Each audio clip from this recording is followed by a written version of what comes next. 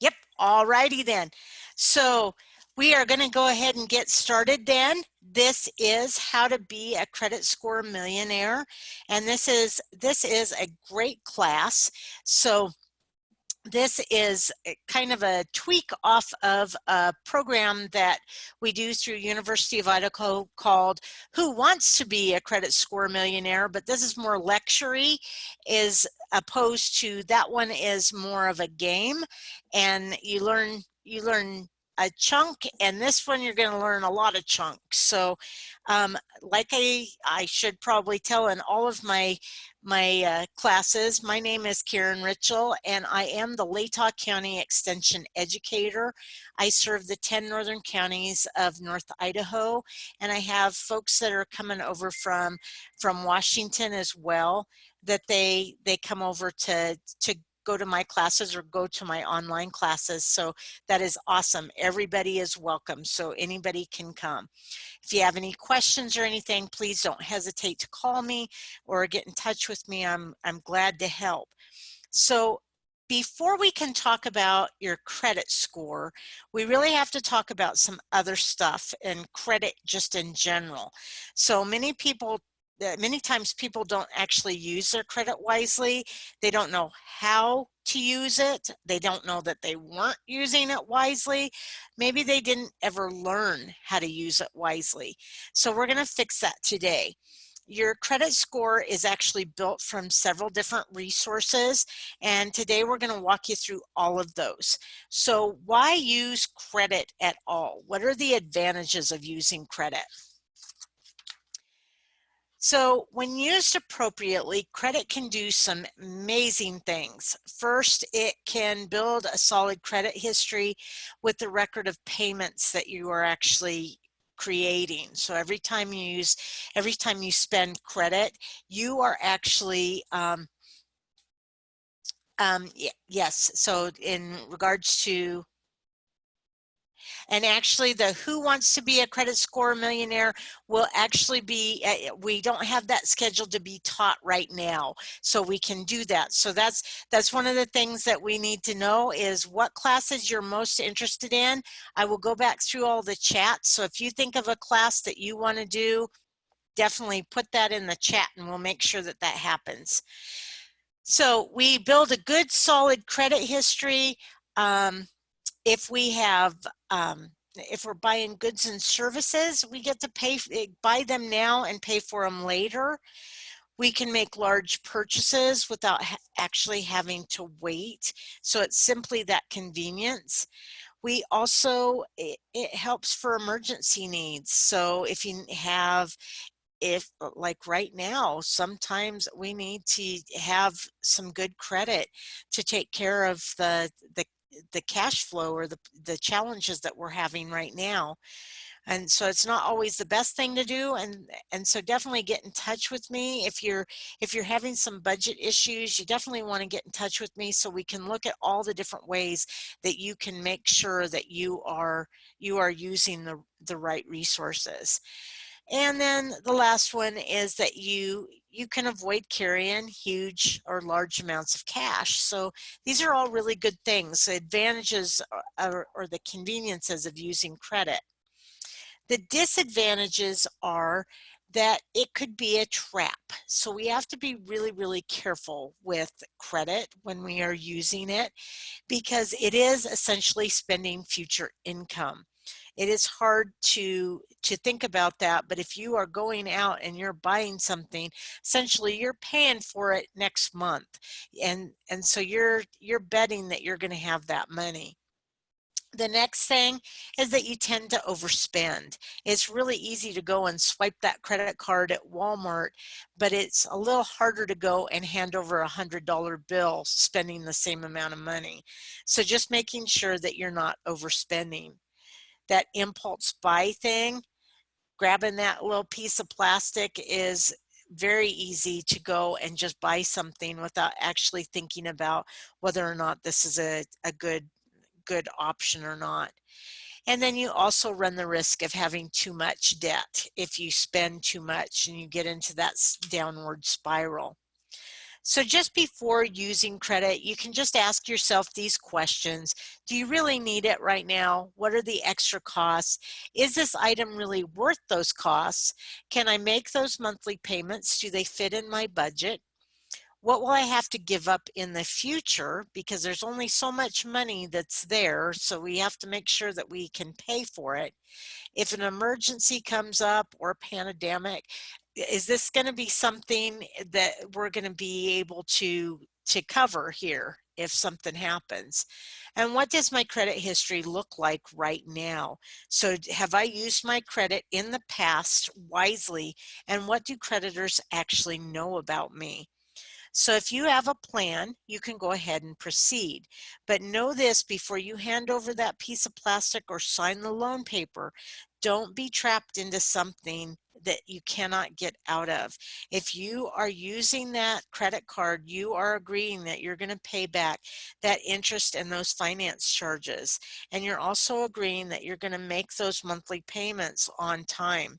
It really isn't about free money, and it's important that you figure out how much money you can afford to repay before you take that plunge. So before you take that plunge, not after. And always, always read the fine print before you sign every document. And this is true of any document that you sign. Don't just say, well, the fine print was so tiny I couldn't read it. It doesn't matter. That's not a good excuse. You need to make sure that you're reading the fine print so that you know what you're going to be responsible for paying back or what you're signing your name to, because you're going to be legally responsible for that. I tell a story about when my husband and I were first married.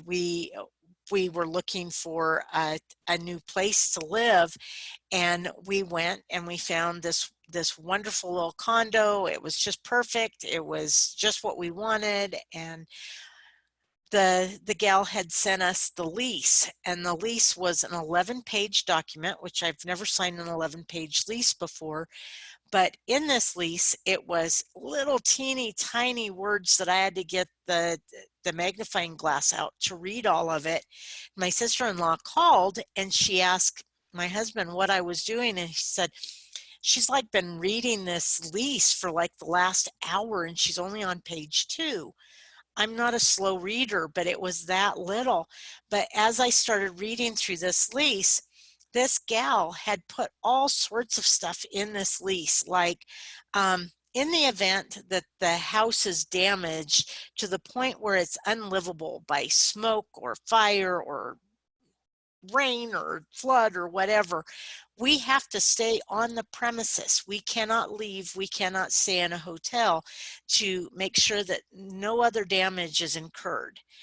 And then another thing that I found on there, if that wasn't bad enough, another thing I found on there was that she was accepting this much for our deposit, but if at any point she felt that we needed to have more for a deposit, she just didn't like the way we walked or something, she could ask for any amount, any amount.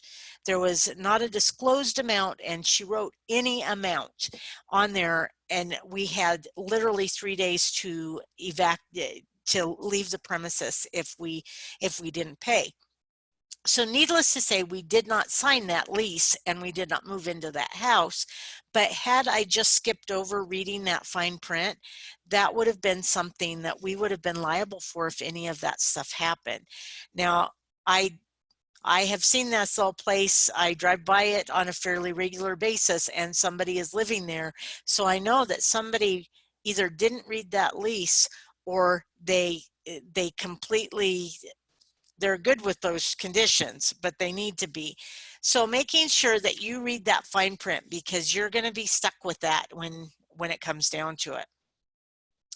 The next thing is that credit is very convenient, but you need to make sure that you understand what you are agreeing to. No matter what form of credit you choose, whether it's a loan, credit card, service, a lease, whatever, you need to make sure that you understand what you're agreeing to, how much it's going to cost you, and ask questions if you have any. Don't just let it go. Also, saving for purchases for a least costly option. Know that you're going to have to maybe think about a different choice here. Know how much it's going to cost you in the end, and if there's a way that you can do something that's a little bit less expensive. The other thing that you might want to think about is never ever spend more than what you can repay. I have a rule of thumb that I have a savings account that's set up specifically for my credit. So if I spend on my credit, my savings account always has enough money in it that I can pay off that credit card immediately. And so I basically use it as a prepaid credit card. I've prepaid myself. And I know that that credit card is going to be paid off every month, and I never ever pay interest on that credit card account. What I always tell people is to really strive to be what creditors call a credit card deadbeat. And what a credit card deadbeat is they actually use credit cards, they use the reward accounts, they use all the credit. They get a credit card that doesn't have an annual fee or very low interest rates, but they don't need to worry about those interest rates anyway, because they literally pay it off every month. So the creditors are really not getting any money from you other than what they're getting from the stores that are and the vendors that are using them.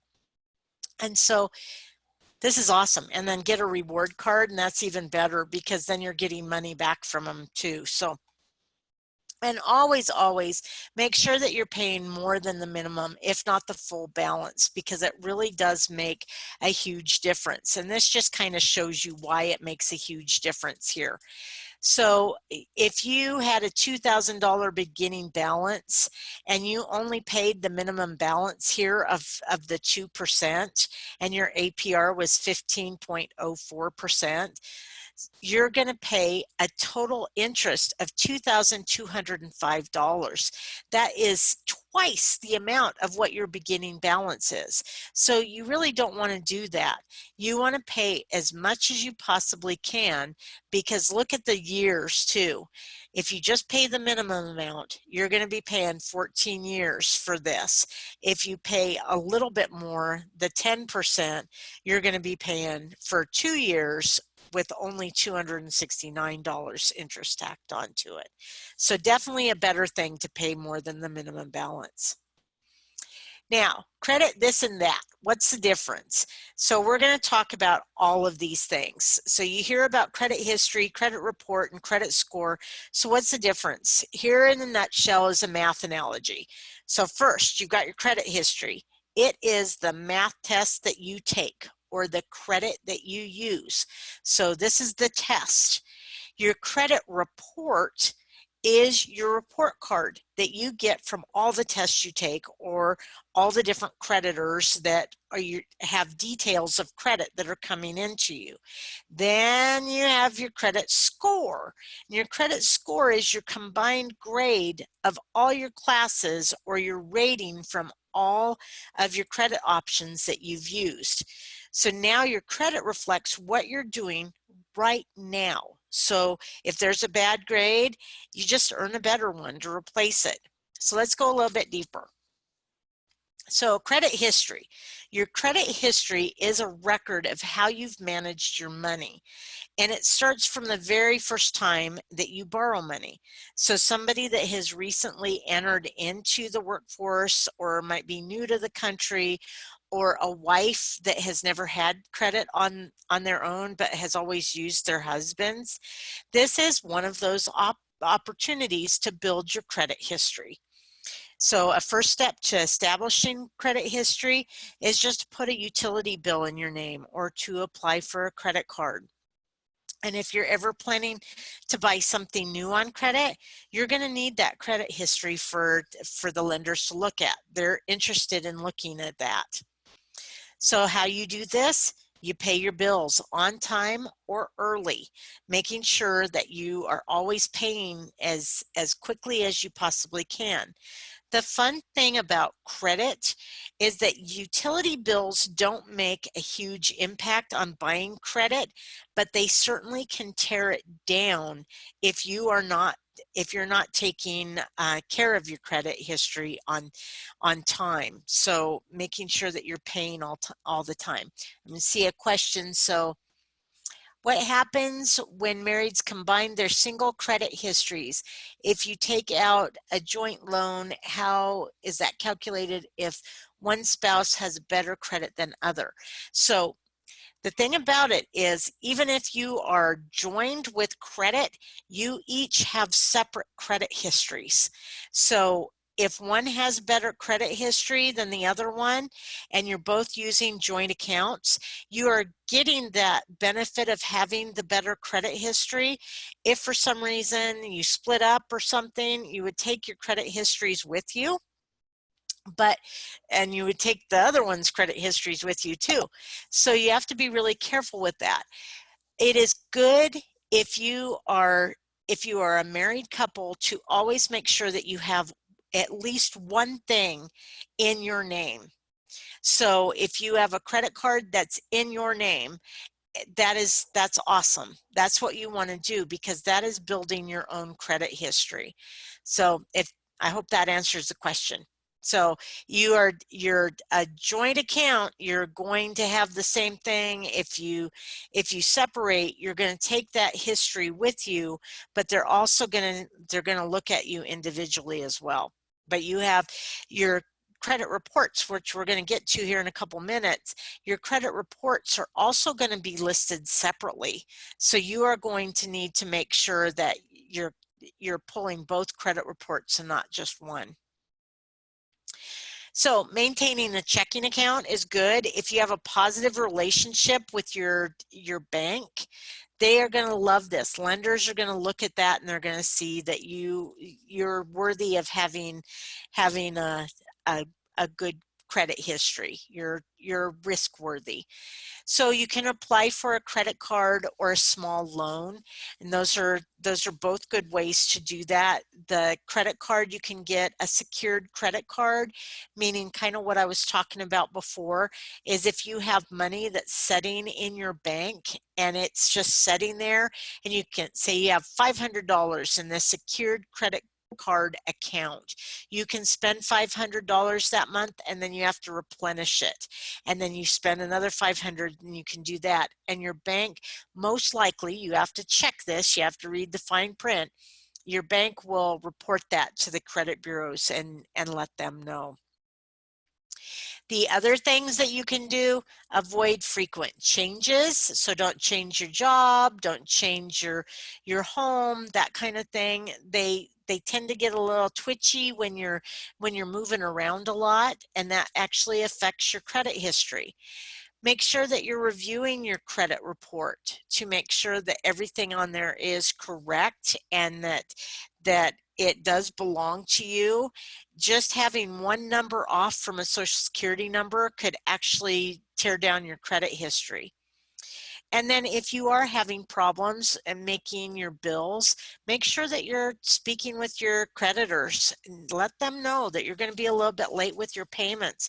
Right now, we actually have a really good thing going on where creditors are really working with people because they know that the circumstances are not going as great as they could be. So definitely talk with your creditors and they will work with you. And just remember that it can take 2 years to build enough credit history to qualify for a car loan, and it can take 3 to 5 years for a home mortgage, but it can take a lot longer to repair that damage. So what if you've already built your credit, but something's happened and now you have to rebuild the credit? Well, it's the same process as rebuilding, as building your credit. You have to pay your bills. You have to do the things that are going to show that you are a responsible individual with money, that you don't borrow more than that can be repaid, and that you repay all of your loans on time. It is actually harder to overcome a poor credit history than it is to build a good one from scratch, but it can be done. So don't fret over this. It can happen. Work hard to decrease your debt and increase your income. This makes you be a better credit risk. And then don't spend more money than you're actually making. Lenders look favorably at people who show that they can live within their means. So making sure that you have a nice budget to do that with. And then limit how often you are applying for credit. This is true of anybody. Numerous applications actually send major red flags, and they don't like that. If you are denied credit, ask why. So with a lender, if they've denied credit, they have to tell you why. If they tell you that it's because you have too many credit cards, consider closing some of the ones that are in use. And I will tell you which ones are safe to close here in a second. Make sure that you request your credit report annually. You actually have 4 credit reports, not 3, but 4, and we'll talk about that here in a couple minutes too. But make sure that you're checking those carefully and that any errors are corrected on there. And always remember that bankruptcy really should be the last resort. It takes 10 years before a Chapter 7 bankruptcy is no longer reported to potential lenders. So a credit history is not born overnight, but and if you have a poor history, don't expect to change it immediately, but start today and start working on it as quickly as you can, because eventually you can have a really good credit history. So it's just a matter of taking those tests and getting those tests, getting the better grade that you want to have. So what is a credit report? That's the next thing. Your credit report is your credit history reflected in a record of financial activity. So it is all your past and current lenders that they report all this information to the credit reporting agencies and tell exactly what your borrowing history and habits have been.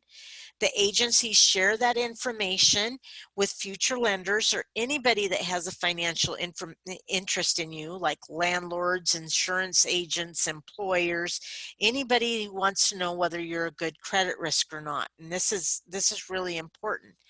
So, oh, and my finger clicked here, sorry. So what does it include? 4 basic things here. It includes identifying information, so that's your name and that kind of stuff, your public record, your collection agency account information, anything that is showing negative information, your record of inquiries, how many times you have gone and asked for more credit, and then also your trade lines. And so these are your credit accounts. So we'll go through each one here a little bit. So your name, your address, your social security number, your date of birth, and your employment information or history are all the things that show up on your identifying information.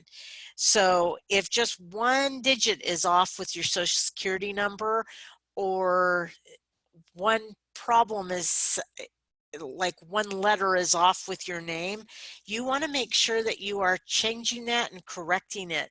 This is actually the section that I tell people to watch the most for identity theft, because this is often the place that people change an address. If they have a freaky little address on there that doesn't belong to you and you don't know about it, this is where it's going to show up.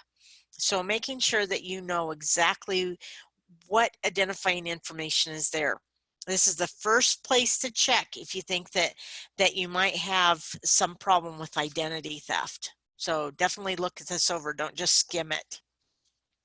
The next section is for the public record and collection agencies, and this includes everything from bankruptcies to collection agency actions.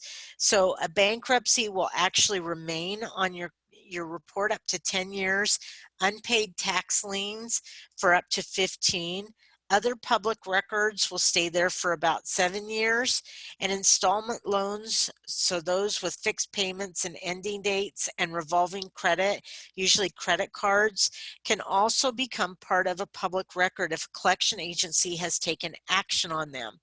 So I almost always have somebody say, well, I've got a really old credit card bill that I haven't paid and it's been over 7 years and I'm just going to let it go because I don't want to pay it and it's just annoying to me, so I'm just going to let it go. The problem is that once a bill goes to collection, so there's many problems here. One, if you owe the money, you need to pay it. Second, if you don't owe the money, you need to get it corrected so that it's not showing up there. But what happens is once a bill goes into that 7th year and it flips over to the collection account, there's not a whole lot that can be done with it. And so the collection agencies, they take it over, and collection agencies, they buy this debt for pennies on the dollar, and their goal is just to get as much money as they possibly can back out of you. And so they're going to do everything that they can to actually get that money. The challenge is if they can't get that money, then they're going to sell it to another collection agency. And every time you go from that one place, from the credit card being 7 years to the next collection agent, to the next collection agency, this is 7 years, then this one has 7 years, then this one has 7 years. And so it just keeps going, so that it's a possibility that your collection could last indefinitely, not just 7 years on your credit report. So you really want to make sure that you're taking care of those before it gets to that point. The inquiries part. The inquiries, you've got voluntary or hard, or involuntary or soft. And the difference between these is the hard ones are the ones that you ask for. So when you ask to apply for a loan or a credit card, this is a ding on your credit report. But if it's involuntary, the unsolicited ones, since like the pre-approved credit card offers and everything, they are not going to affect your credit report, so, or your credit score. So the hard ones will actually lower your credit score a little bit. The soft ones will not. So you want to be really careful about how many times you are actually applying for a loan or a credit card or going out there and doing that, because it is going to affect this. So, and we've got another question on here. So somebody asking, which one stays on your credit report for 15 years? That one is actually the unpaid tax liens. Those are the ones that stay there for longer. So, and I may have missed one here. What happened? Oh, nope, I didn't miss one. Okay, sorry. So I'm going to go on to trade lines. Now, trade lines is the biggest part of the credit report, and it's going to be the one that has all of the different accounts on there. So you're going to have revolving, installment, joint accounts. So this is for the folks that are married. This is going to show all of this stuff. So credit reporting agencies compare your credit card limits with your actual borrowing. So it's better to have fewer rather than more credit cards and low balances rather than having balances with maximum limits. So if you get a bunch of credit cards and transfer charges back and forth on them, they're really on to you. They know what you're doing, and this is actually hurting your credit. So you want to make sure that if you have all of these accounts and you're just passing money back and forth, that you're not doing that. So to get your credit reports, in order to get your credit report from the 3 credit bureaus, you can go to annualcreditreport.com. This is the federal government's credit reporting service. So in your little packet of information, I actually put the form in there that you guys can fill out. You can either fill out this form and mail it back to this address. You can call toll free, or you can go online and get it online. Make sure that you're not at a library that you do this, that you're at a secure location if you're doing this, and erase the cookies on your account after you've done this. This will make sure that there isn't any challenges later. You will have to give your social security number for this, and you will have to remember where you lived when you were like in the 2nd grade. They are going to be asking you very specific details about where you lived, and if you have an account, they'll ask you about accounts that should be showing up on your credit report.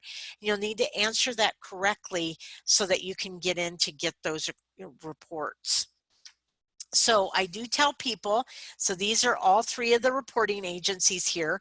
I do tell people to get all 3 of their credit reports if they haven't done so in the last couple of years. I would really suggest that you do all 3 of them if you haven't done it in the last year.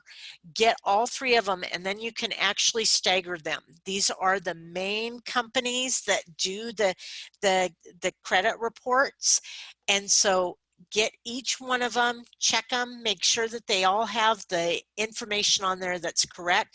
And if they don't, make sure that you're correcting any errors that you have.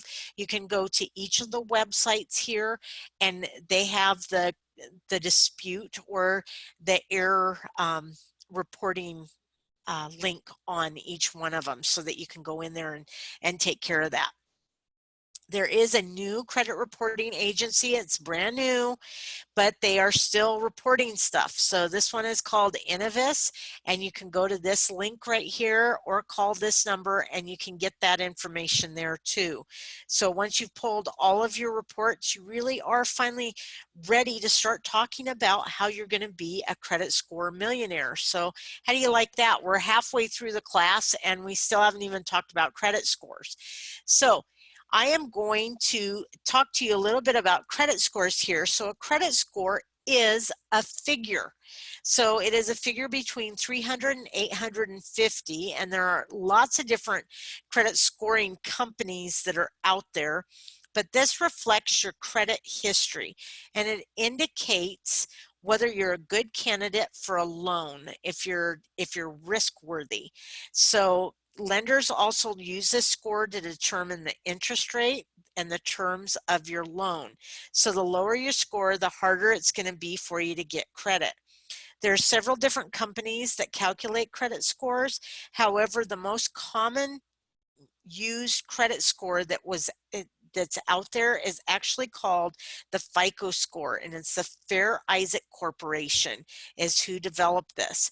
And so there are a lot of different scores that are out there, but that is the best one that you can actually use. Whereas your credit reports are free, your credit scores do usually cost some money. So they're usually about $20 to $40 on myfico.com. That is the name of the website. So I know that somebody's going to ask me about this, so I'm going to just tell you right off the bat. Some of you might utilize these tools. There is Credit Karma and Credit Sesame, and these are the free FICO scores, and these are okay, but they have a major difference. Whereas in MyFICO uses all 3 of the credit bureaus and all of the information from them, and they use a very detailed algorithm that figures out exactly what your credit risk is. Credit Karma and Credit Sesame, Credit Karma uses 2 of the credit bureaus to generate the score, and Credit Sesame only uses 1 of them. And so what this means is that their scores can be off 70 points one way or the other, 79 to be exact. So what this means is that if you are talking about a 650 score, it could be a 720, it could be, or if you're talking, it could be one way or the other here if we're working with this. So a 720 score could either be a 790 or it could be a 650, and this could actually be a lot of difference in money when we're thinking about it. My hand keeps hitting the wrong button. Sorry. So make sure that you're spending the money to get the score from the lenders that you're actually going to be using, that the lenders are going to be using. Lenders do not use Credit Sesame or Credit Karma. They are going to go and use the MyFICO scores. So what does this mean? So if you're thinking about scores in the 300 range, they're the worst. And I honestly, other than somebody that doesn't have any score whatsoever, meaning that they don't have a credit history, I have not ever seen somebody that has a 300 credit score, but they're going to be denied credit instantly. If you score between 400 and 599, you're going to be charged higher interest rate, and you're going to need a larger down payment than somebody with a higher score. An 800 plus, these folks are the ones that are going to qualify for a loan with the best interest rate. So they're the ones that are going to get the 0% financing. Most people score in the 600s to the 700s. So if you're planning on making a large purchase on credit, check your score about 6 to 12 months in advance if you can, to help raise your score. And it does work. So there are some great resources that you can, there's some videos that you can watch on the MyFICO score, and if you want them, I can actually send them to you too, but they're great videos on how lenders use FICO scores. So, and this just is a little example here. 850 to 760 will get the best rates. 760 to 720, they're going to pay about $100 extra. 720 to 680, 300 extra. So the same person, the same product that they're buying, they're going to have somebody that's getting a score of 580 to 300, they're going to have to pay over $1,000 for the same exact service that somebody with an 850 or an 800 is getting 0% financing for. So this is because the higher you risk, the higher your interest rate, and the more you get to pay just for having this credit option. So other people are watching your credit score too. So your utility companies, they're watching it. If you're shopping for a cell phone plan with a contract or turning the power on to your house, after checking your score, the cell phone company will actually determine if you're qualified for the plan, and the electric company may actually charge you for an additional deposit if you don't have a good credit history. Landlords, they might decide not to rent to you if you don't have a good credit history. Insurance companies, automotive, if you own a car, your automotive insurance might be much more expensive due to a poor credit score. They've actually done studies where they have found that really poor drivers have really poor credit histories, so they charge higher premiums. Same for house. So and life insurance. Elective medical service providers, if you're tired of wearing glasses and you want to have laser eye surgery to correct your vision, that surgical center might actually might actually charge you just a little bit more just to have that done. Kimberly, I'm gonna mute you, or can you mute you? I thought I was muted. Oh, for some Mine says reason. I'm muted.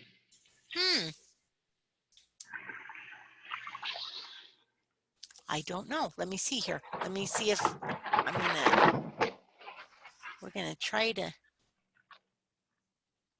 that's weird. There we go. Now we're muted again. I don't know why it unmuted. So we're all good now. So, and then employers, if you apply for a dream job with a large company that promises to pay great benefits, unfortunately, there are 8 other people applying for this job, and the company may actually weed out applicants for poor credit scores. That has happened a lot. So let's just show them the very best picture that we can of our credit. And this just shows you what influences your credit score.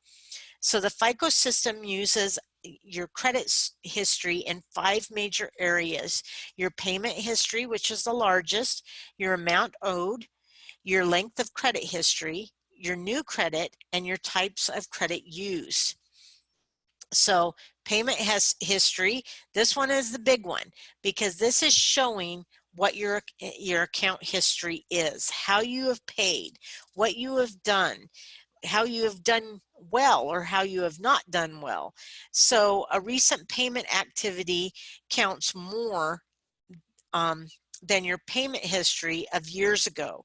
So a 90-day late payment that you made in the last 30 days is going to actually affect your score more than a 120-day late payment that you made 5 years ago. So they're looking at your most recent and how well you've done on that. Your score is going to reflect how late the payment was, how recently it occurred, and how much you owed, and how many payments were actually late. Once you resume on-time payment, it's going to be even better. You're going to actually start building that credit score back up. So your payment history score will consider your payments on many different types of accounts, from your credit cards to your finance companies. Plus, it also talks about bankruptcies, foreclosures, lawsuits, wage attachments, liens, and judgments. So the longer you have used your credit wisely, the higher your score is going to actually be. So remember, it does take a little while to build that good history. The next account is actually your amount owed. And so 30% of your credit score is going to be calculated by this. Even if you pay off your credit card bills every month, the balance of your last statement will be reflected in your credit report. And that's going to influence what your credit score looks like. So your score is reduced if you max out or carry large payments on any of your credit cards or your credit at all. So this actually just makes you look overextended. So we don't want to go and close a bunch of unused credit cards right off the bat, because it won't necessarily raise your credit score because you're still owing the same amount, but now you have less credit available. Neither will opening up several new accounts to try to increase the available credit. So we're going to talk about some other stuff here in just a second and help you with that too. So the length of your credit history is 15% of your credit score. And what this is it's the age of your oldest credit account and the age of your youngest one. So it's looking at all the average age of all your accounts. So any account that is 10 years or older is what they call the golden account, and they like those golden accounts. So they're gonna look favorably on those accounts. If you have one golden account, that is awesome. That is what we want, because that's it's going to show that you have a longevity of credit history. The younger ones, the less than one, are what they call the green accounts. And those are the ones that they're going to watch a little bit more closely. If you have lots and lots of different accounts that are open there, the green accounts are the ones that you're going to want to close quicker than the golden ones. Scores above 800 are very difficult to achieve without these golden accounts. You really need to have those. New credit. New credit is a big one. Anytime you go and somebody says, hey, you want to open up a credit card and you get 20% off your purchase today, always decline it. You don't need it. You don't want it. You just stay away from it. Run away as quickly as you can. That 20% isn't worth it, because if you have too many credit cards, you're going to actually reduce your credit score. Now, when I was a teenager, I got my very first credit card, and it was a Bon Marché credit card. So that tells you how old I am. And I was so excited when I was 16 and I got my first Bon Marché credit card that I went out and I started getting as many credit cards as I possibly could. when I was 18, and I paid them all off. I didn't actually even spend on most of them. I was just excited to have the plastic. So when I was 18, I decided I was going to go out and buy a car. And when I went and I had a down payment, I was all ready to go do it. But I went into the bank and they told me that I had too much credit. And my too much credit was my stack of credit cards that I had that was just too much credit. I had the ability to go out and spend on those credit cards.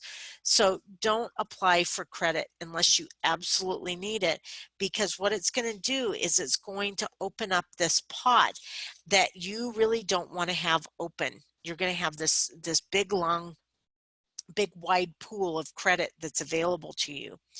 The number and the type of new accounts will actually influence your credit score. How long has it been since you opened a new account?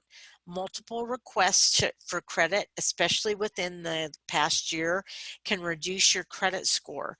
An exception is shopping around for the best loan when you're buying a car or home. These inquiries from lenders that are made within a 2-week period for a car or a 45-day period for a home are actually just considered as one. So, and if you have that credit available to you and you're not currently using it, your score is actually, it's going to be a little bit lower if you use that, if you have that ability to use that credit.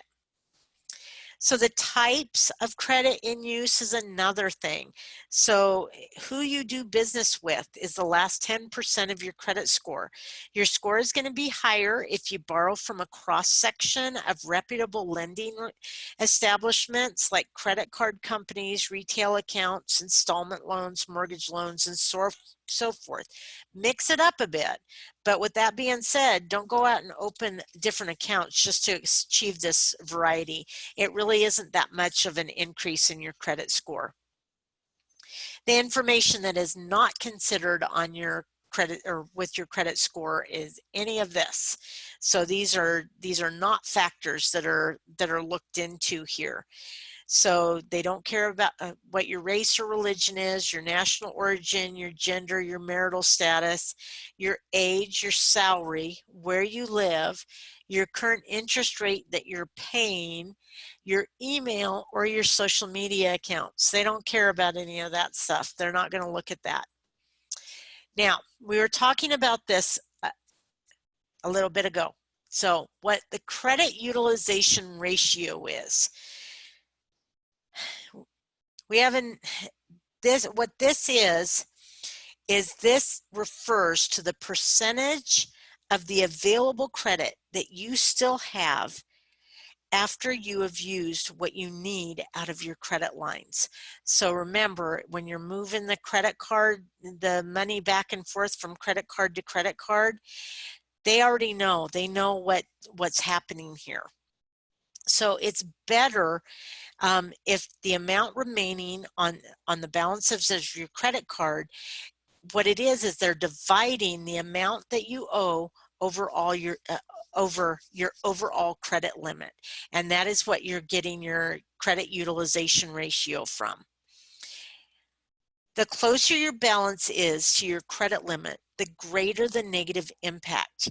Anything above 10 is considered a high debt ratio and can actually drop your score. For example, if you have $5,000 as a credit limit and you don't spend any more or hold any more out from month to month than $500 on that credit card account, your score is going to show it. But if you spend more than that, your score is also going to show it. This is basically the risk gauge that they say is how they base your credit limit on. So it has nothing to do with your income. Creditors like it when you owe, so that you're going to have higher limits and you're going to be able to spend more. But you need to gauge your ability to pay and budget your credit expenses. When you request a new credit line, or if the creditor bumps you up over your old line, over a limit that you're comfortable with, you can actually call the creditor and ask them to reduce your credit limit so that it doesn't mess up this credit utilization ratio. This is really important because this will actually knock your credit score down very quickly. So how you manage your credit score. You may notice on this slide that it actually calls this a different thing. It's the FICO score 8 on here. And the reason why is because FICO develops new algorithms to meet customer and lender need all the time. And we're currently using number 8 or version 8. 9 is going to be rolling out here pretty quick. It's very funny because if you ever ask a credit score at the FICO developers what this means and how your credit score is actually developed, they will never tell you. They will never tell you exactly what components go where, but it is an algorithm that is updated very quickly to include all sorts of things that will help you actually get a better report. So what that means is the FICO score is updated to incorporate unique features, leverage new risk prediction technology, and reflect more customer credit behaviors. The end result is really a more predictive score that's going to help lenders make more informed lending decisions for you, which ultimately makes it be an easier, faster, and better process. If you pay your bills on time, you keep your credit balances low, and you only open new accounts when you absolutely need to, your credit score will absolutely love you, and you have everything covered for all of these areas. You don't need to do anything else. But this just shows you exactly what we're looking at here. An exceptional credit score, 20% of the population falls into about 800 to 850. Very good, 25%. And so forth. So to raise your credit score accounts, same thing as doing your credit reports and your credit histories. Pay your bills on time. Don't miss payments. Reduce your debt. Make sure that your debt is low. Stay away from the subprime lenders, even if you can pay back on time.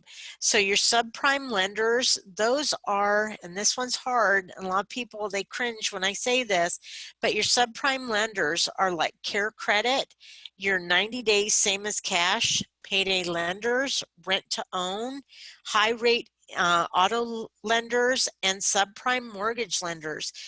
Often they have the word financial written in their name, but they're really a business. They're not a financial institution. They are a business. So stay away from those because they are actually going to drop your credit score just like a lead balloon here. So they will hurt your credit score even more, even if you pay them off on time. So don't apply for new credit unless you absolutely have to have this. That's going to drop your credit score a little bit. Declare 1 month, an emergency month every year.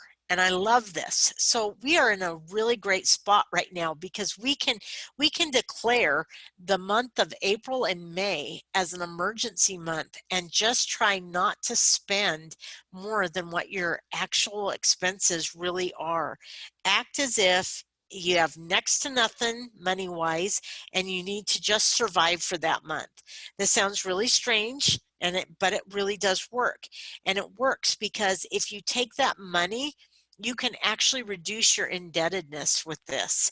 So take the money you've saved from that month of paying your debt down and get it all taken care of. You may find that it's easier to live in the emergency mode once you get everything all paid down. So do only business with reputable lenders. Make sure that you know who you are dealing with. And think through the lasting effects of financial recovery options. So a bankruptcy A bankruptcy is a legal proceeding that halts collection and foreclosure activity. It is the last resort as a consumer, and it can damage your score by 250 points or more, and for up to 10 years. A foreclosure, that's the process where a mortgage lender takes possession of a house after 3 months of missed payments. A foreclosure does more damage to a credit score than anything besides a bankruptcy. A short sale, this can be an appealing option when the house is what they call underwater. That means that the house is actually worth more or worth less than what it is that's actually owed on it. And a short sale is an agreement between the mortgage lender and the homeowner to sell the home for an amount that is less than the amount due.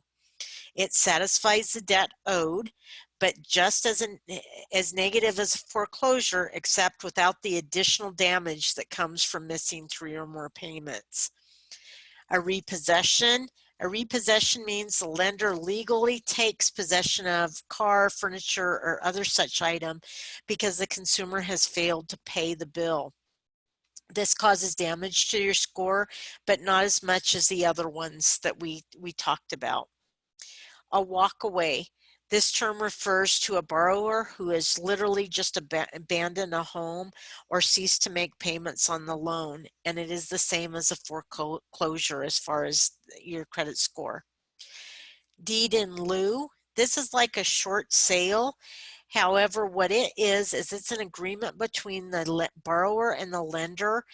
And the deed in lieu, the borrower hands over the ownership to the lender, and the lender sells the house and uses the sales to cover the outstanding debt on the borrower's loan. If the debt is not fully paid by the sale of the house, the lender can actually pursue the payment of the remaining portion of the debt. This method is actually the least damaging to your credit score because you are still paying this off. The last tip is to be patient. It really does take time. A credit score is built over years, so do everything that you can to keep it going up instead of down. And in no time at all, you too will be a credit score millionaire. And if you want more ideas, this is a really great book. And I used to have multiple copies, but people didn't bring them back to me, and so I don't have them anymore, but you can get them on Amazon. And these are the secret of credit scores. So this is Al Bingham, and he wrote this, and it's great. So nobody really knows the formulas of the FICO scores and how they use that information, but this is from lenders. This is from Al Bingham, has worked with this for many years, and he's worked with the credit scoring industry, and they have figured out the system here. And so he pulls these scores from this book and tells you how to get the very best scores that you possibly can from an insider's perspective. So with that said, there was a ton of information today in this presentation. If you have any questions or comments, I will look in the chat box now, and I'll open everybody up so that you can ask any questions. Make sure that you're telling me exactly what you want in other classes, because we only have 2 more classes next week, and then we're going to have to think up some more ones for the month of May. And so definitely let me know what you are interested in, and we will make that happen. So I'm going to open everybody up. If you want to speak, I'm going to unmute everybody. Everybody should be unmuted. Does anybody have any questions for me? I'm going to go here and look at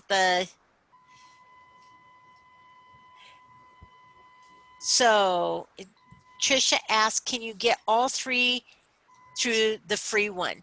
Yes, you can get all 3 of the credit reports credit reports from the same company, the annualcreditreport.com. So don't go to free credit report. Don't go to any of the other ones that annualcreditreport.com is the one that you want to go to, and you can get all three of them all at the same time from the same visit. So, and is there a golden number for the number of golden accounts you should strive for? And so really you should at least have one. The more that you have, the better, because it just shows the longevity of your accounts. So really, truly, when we're thinking about your credit accounts, you're looking at this as a pool. So your credit utilization ratio is really a pool. You don't want that pool to get bigger. And so the more credit you have, the bigger that pool is going to be. And so you want that pool to just be, I tell people, find a credit limit that you're happy with and then stay there. Don't mess with it a lot, because what happens is that if you're messing with it and it's going up and down, your amount of the amount that you can spend and the amount that you're spending is going up and down too, and that's going to actually affect your credit score. So I found that some financial institutions look at max credit allowed and consider use of credit within 10% of max to be maxed out and over the limit for the card.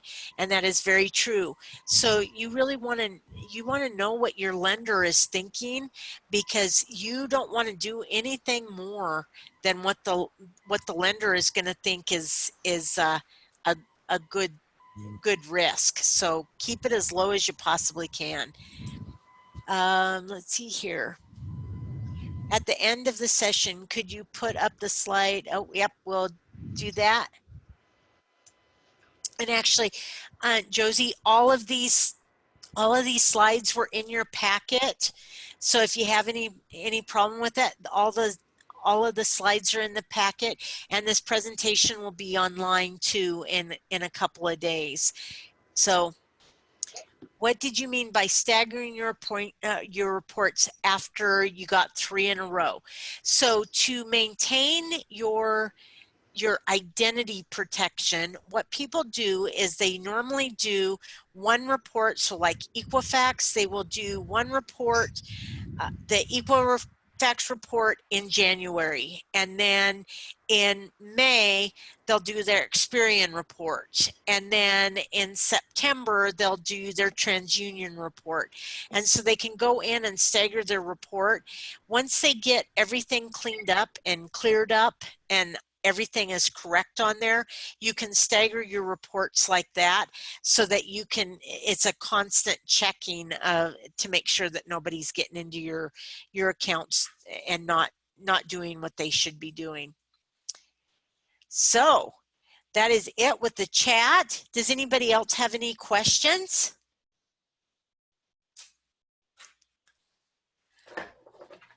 Okay, guys. Well, next week, I will tell you that next week, I just talked to our speaker on Tuesday. If you're not already signed up for our retirement class that we're doing, you're going to want to sign up for the retirement class. So it's going to be a great class. And Rusty Schatz is from D.A. Davidson, and he is exceptional explaining really, really challenging retirement stuff in a really great way. So he will be with us on Tuesday at 1 o'clock, and then Thursday we're going to be doing our last class on Thursday. And so be thinking about the different types of classes that you're interested in learning about, and we will be getting those up too. I'm going to go ahead and stop sharing my screen so I can see you guys and you can see me. But definitely get in touch with us and tell us what you would like to learn. We've got an awesome opportunity to learn all sorts of new things, so let's do it. So you guys have a wonderful, marvelous day. I think tomorrow is supposed to be beautiful. So have a lovely weekend, and we will see you next week. Thank you. You're welcome. Thanks again, Karen. Bye-bye. Bye. Thank you. Bye.